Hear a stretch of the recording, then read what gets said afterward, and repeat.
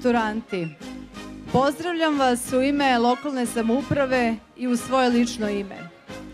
Do prošle godine sam i sama bila profesor i razredni starešina učenicima koji su sada ovde sa nama, maturanti.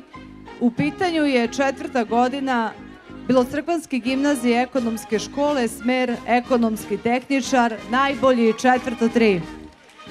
Kako njima, tako i svim drugim maturantima želim puno sreće i uspeha u daljem školovanju i daljem životu.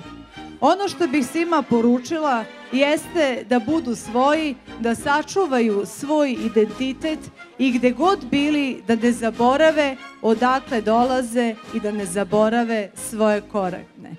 Maturski ples može da počne.